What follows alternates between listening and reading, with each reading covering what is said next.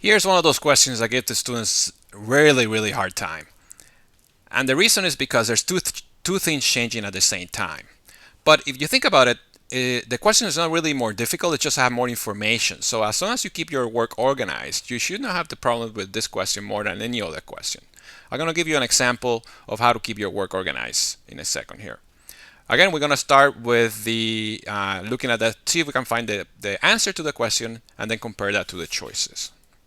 Let's answer it intuitively first. So consider each thing separately first. So the first thing we know is that a famous study determines that excessive listening to Katy Perry music reduces short-term memory and other brain-related functions, right? A very realistic example. Hypothetical. It's a hypothetical example. I made fun of Katy Perry. So if that happens, what's going to happen to price and what's going to happen to quantity? Well, clearly people are not going to want to buy Katy Perry music anymore if they do care about their memory.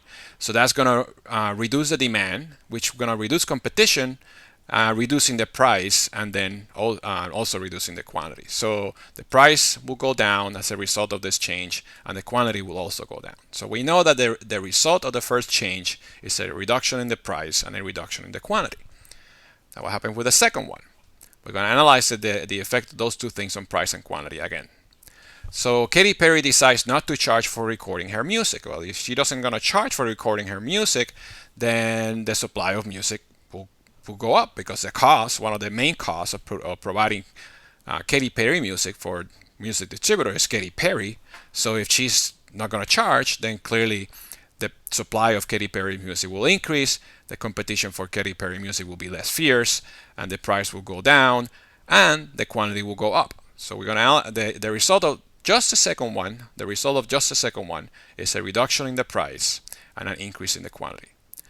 So we have the result of the first one, price goes down, quantity goes down. The result of the second one on itself, price goes down, quantity go up. So we combine them, we know that price is going to go down for sure. The arrow for P is going down on both, but the arrow for Q actually goes one in one direction, the other one is the other direction, so we don't really know. So we know for sure after these two things happen that the price will go down, but we won't be able to say anything about quantity because we will need to know which of this arrow is bigger, and the problem doesn't tell us anything about that.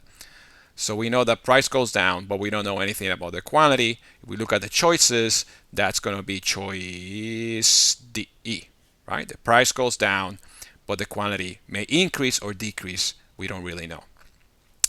Now, some of you may like to see this question in a graph. That's fine. Just make sure you keep your work organized. The graph actually helps you as long as you keep your work organized. So here's a graph explanation. The first thing that happens is that people demand less of Katy Perry music. So the result of that is a decrease in the price. And the second thing that happens is that the supply of Katy music will go up. So here's a possibility. The demand shift by this much, the supply changed to the right by that much, and we have a new equilibrium, and we can analyze that equilibrium. The price goes down, quantity goes down. But here, notice that another alternative will be to shift the supply curve by a lot more. If we shift the supply curve by a lot more than the demand curve, then the result will be different. In this case, this is the same shift in demand, but now it's a huge change to supply. And now the quantity, instead of being on the left-hand side of Q1, is going to be on the right-hand side of Q1. The price is still going to go down, but the quantity, in this case, went up. So we don't really know what happens to quantity, but we really know what happens to the price. The price goes down. So again, the answer is the price goes down, the quantity, we don't really know. So this is how you answer this question if you have issues with this question. The next one is another one very similar to this one, so you have another chance of trying to answer that question. Just make sure use either the intuition or the graph. As long as you keep your work organized and analyze each thing separately and then combine them, you should be able to answer them.